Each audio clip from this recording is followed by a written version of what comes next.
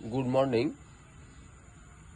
সবাইকে শুভ অভিনন্দন জানিয়ে শুরু করছি আমার কথায় কথায় কবিতার অনুষ্ঠান। আজকে শোনাবো কলকাতার এক বিখ্যাত গাড়িকে নিয়ে একটা কবিতা। সুতা ধরে গাড়ি চলে কলকাতা শহরে, এমন গাড়ি চলে না আর কোনো নগরে।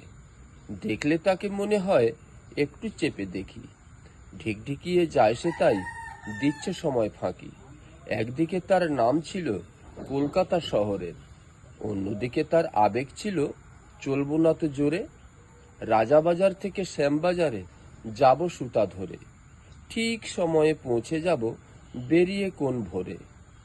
ঢিকঢিকিয়ে যায় সে, তাই চাপি না কোতারে।